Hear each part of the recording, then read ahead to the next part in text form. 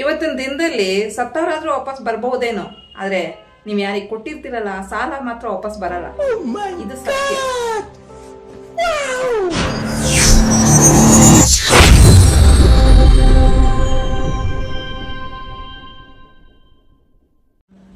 Hi, hello, welcome back Sandhya world zone channel. Thank you so much ನಮ್ಮ ಚಾನೆಲ್ಗೆ visit ಮಾಡೋದಕ್ಕೆ. ತುಂಬ ಹೃದಯದ ಧನ್ಯವಾದ. ಹೇಗಿದ್ದೀರಾ ಎಲ್ಲರೂ? ನಾನಂತೂ ತುಂಬ ಚೆನ್ನಾಗಿದ್ದೀನಿ. ಬನ್ನಿ ಇವತ್ತಿನ ವಿಡಿಯೋ ಸ್ಟಾರ್ಟ್ ಮಾಡೋಣ.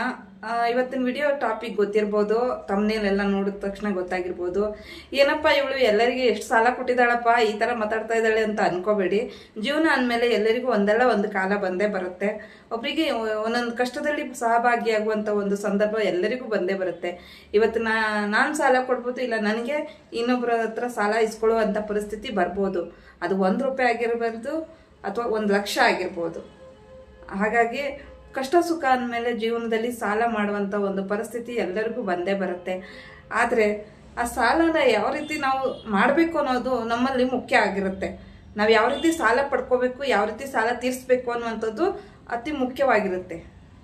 ಇವತ್ತು ದೇವರು ನಮಗೆ ಕೊಡೋ ಶಕ್ತಿ ಕೊಟ್ಟಿರ್ಬೋದು, ನಾಳೆ ಇಸ್ಕೊಳ್ಳುವ ಒಂದು ಬೇಡುವ ಪರಿಸ್ಥಿತಿಯನ್ನು ದೇವರು ಕೊಡುವಂಥ ಪರಿಸ್ಥಿತಿ ಬಂದೇ ಬರ್ಬೋದು. ಯಾಕಂದರೆ ಇವತ್ತಿಗೆ ಮೇಲೆ ಹತ್ತದವನು ನಾಳೆ ಕೆಳಗೆ ಇಳಿಲೇಬೇಕು, ಇವತ್ತು ಕೆಳಗಿದ್ದವನು ನಾಳೆ ಮೇಲೆ ಬರಲೇಬೇಕು. ಅದಕ್ಕೋಸ್ಕರ ಒಬ್ರಿಗೊಬ್ರು ಜೀವನದಲ್ಲಿ ಸಹಾಯ ಮಾಡ್ಕೊಳ್ತಾ ಇರಲೇಬೇಕು. ಸೊ ನನಗೆ ನೀನು ಹೆಲ್ಪ್ ಮಾಡೋದು, ನಿಮಗೆ ನಾನು ಹೆಲ್ಪ್ ಮಾಡೋದು ಅನ್ನುವಂಥ ಒಂದು ಮನೋಭಾವದಿಂದ ನಾವು ಇರಬೇಕು. ಒಬ್ಬರಿಗೆ ಒಂದು ಕೃತಜ್ಞತೆಯಿಂದ ಒಂದು ಹೆಲ್ಪ್ ಮಾಡಿದ್ರೆ ಅವ್ರಿಗೂ ಕೃತಜ್ಞತೆಯಿಂದ ಆ ಹೆಲ್ಪ್ ಋಣವನ್ನು ತೀರಿಸುವಂಥ ಒಂದು ಮನಸ್ಥಿತಿಯನ್ನು ಇರಬೇಕು ಎಲ್ಲರಲ್ಲೂ.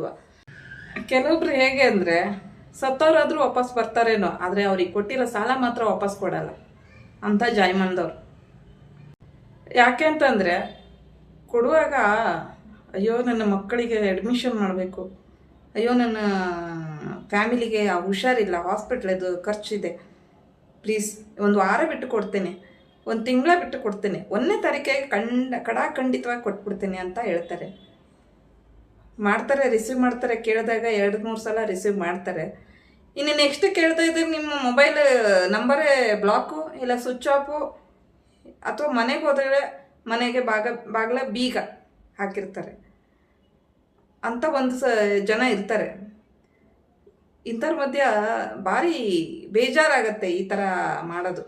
ಕೊಡೋಕ್ಕಾಗಿಲ್ಲ ಅಂತಂದಮೇಲೆ ಏನಾದರೂ ಒಂದು ರೆಸ್ಪಾನ್ಸು ವಿಷಯ ಹಂಚ್ಕೋಬೋದಲ್ವ, ಪ್ರಾಬ್ಲಮ್ಸನ್ನು. ಈ ಥರ ಆಗಿದೆ, ಇನ್ನೂ ಸ್ವಲ್ಪ ದಿನ ವೇಟು, ಕೊಡ್ತೀವಿ ಅನ್ನೋಂಥದ್ದು ಹೇಳ್ಬೋದಲ್ಲ. ಅದು ಏನಕ್ಕೂ ರೆಸ್ಪಾನ್ಸೇ ಇಲ್ಲ. ಫೋನ್ ಮಾಡಿದ್ರೆ ಫೋನ್ ಇರಲ್ಲ, ಮನೆಗೆ ಹೋದರೆ ಮನೆ ಬಾಗಿಲ ಬೀಗ, ಅವ್ರ ಫ್ರೆಂಡ್ಸ್ ಕೇಳಿದ್ರೆ ಅವ್ರ ಫ್ರೆಂಡ್ಸ್ ನಂಬರೂ ರಿಸೀವ್ ಮಾಡಲ್ಲ. ಅಂದರೆ ನಾವೇ ಹೇಳಿ ಕೇಳಿರ್ತೀವಿ ಅಂತ. ಸೊ ಈ ಥರ ಎಲ್ಲ ಜನ ಇರ್ತಾರೆ. ಬಟ್ ಆ ಥರ ಎಲ್ಲ ಮಾಡೋದು ಸರಿಯಲ್ಲ ಅನಿಸುತ್ತೆ ನನಗೆ. ನಿಮಗೇನು ಅನಿಸುತ್ತೆ ಅಂತ ನನಗೆ ಕಮೆಂಟ್ ಮೂಲಕ ತಿಳಿಸಿ. ಆದ್ದರಿಂದ ನಾವು ಯೋಗ್ಯತೆಗೆ ತಕ್ಕಂತೆ ಸಾಲ ಮಾಡೋದು ಅತ್ಯಂತ ಉತ್ತಮ ಅಂತ ನಾನು ಹೇಳ್ತೀನಿ. ಬೇಜಾರಾಗತ್ತೆ ಒಂದೊಂದ್ಸಲ. ಅವ್ರು ಕೇಳುವಾಗ ಏನೋ ಹೊಟ್ಟೆ ಕಿತ್ತು ಬರುತ್ತೆ, ಆ ಥರ ಮಾಡಿ ಕೇಳ್ತಾರೆ ದುಡ್ಡು. ಸೊ ರಿಟರ್ನ್ ಮಾಡಲ್ಲ ಅಂದಮೇಲೆ, ಮಾಡೋಕ್ಕಾಗಲ್ಲ ಅಂದಮೇಲೆ ಯಾಕೆ ಈ ಥರ ಮಾಡಬೇಕು ಅಂತ ನಾನು. ಸೊ ನಮಗೆ ಯೋಗ್ಯತೆ ತಕ್ಕಂತೆ ಸಾಲ ಮಾಡಬೇಕು ಅಂತ ನನ್ನ ಅನಿಸಿಕೆ. ಹಾಗಾಗಿ ಪ್ರತಿಯೊಬ್ಬರು ಸಾಲ ಮಾಡದೆ ಬದುಕೋಕ್ಕೆ ಸಾಧ್ಯನೇ ಇಲ್ಲ. ಇವತ್ತು ನಾನು ಕೂಡ ಸಾಲ ಮಾಡಿದ್ದೀನಿ. ಎಲ್ಲರೂ ಸಾಲ ಮಾಡೇ ಜೀವನ, ಇವತ್ತಿನ ಜೀವನದಲ್ಲಿ ಸಾಲ ಮಾಡೇ ಬದುಕಬೇಕು ಹೊರತು ನಮ್ಮ ಸಂಬಳದಿಂದ ಬದುಕೋಕ್ಕೆ ಸಾಧ್ಯನೇ ಇಲ್ಲ. ನಾವು ಎಷ್ಟು ಸೇವಿಂಗ್ ಮಾಡ್ತೀವಿ ಅಂತನೂ ಅದು ಇರೋದೂ ಇಲ್ಲ. ಹಾಗಾಗಿ ಸಾಲ ಮಾಡದೆ ಬದುಕಲಿಕ್ಕೆ ಸಾಧ್ಯನೇ ಇಲ್ಲ. ಈ ಬೆಂಗಳೂರಂಥ ಜೀವನದಲ್ಲಂತೂ ಖಂಡಿತವಾಗಿ ಸಾಧ್ಯನೇ ಇಲ್ಲ. ಆದ್ದರಿಂದ ಸಾಲ ಮಾಡಿ ನಮ್ಮ ಯೋಗ್ಯತೆಗೆ ತಕ್ಕಂತೆ ನಾವು ಎಷ್ಟು ತೀರಿಸ್ಬೋದು ಅಷ್ಟು, ನಮ್ಮ ಸ್ಯಾಲ್ರಿ ಎಷ್ಟಿದೆಯೋ ಅದಕ್ಕೆ ತಕ್ಕಂತೆ ಸಾಲ ಮಾಡಿದ್ರೆ ಅತ್ಯಂತ ಉತ್ತಮ ಅಂತ ಹೇಳ್ಬೋದು. ನೀವು ಹೇಳ್ಬೋದು, ನೀನು ಸಾಲನೇ ಮಾಡಿಲ್ವೋ ಅಂತ ಹೇಳ್ತಾರೆ. ಸಾಲ ಮಾಡಿದ್ದೀವಿ, ನಾವು ಕೂಡ ಸಾಲ ಮಾಡಿದ್ದೀವಿ. ಆದರೆ ಏನಂದರೆ ನಮ್ಗೆ ಎಷ್ಟು ಬೇಕೋ ಅಷ್ಟು ಸಾಲ ಮಾಡಬೇಕು. ನಮಗೆ ಒಂದಿನ 1 ರೂಪಾಯಿ ನಮ್ಮ ಸಾಲ ಇದ್ದರೆ ನಮಗೆ ನಿದ್ದೆ ಬರಲ್ಲ, ಕೊಡೋ ತನಕ ನಿದ್ದೆ ಬರಲ್ಲ. ಅಯ್ಯೋ ಇವ್ರಿಗೆ ಸಾಲ ಕೊಡಬೇಕಲ್ಲ, ಸಾಲ ಇದೆ ನಂದು, ಸಾಲ ತೀರಿಸ್ಬೇಕಲ್ಲ ಅನ್ನುವಂಥ ಒಂದು ನಿದ್ದೆ ಬರಲ್ಲ ಆ ಯೋಚನೆಯಲ್ಲಿ.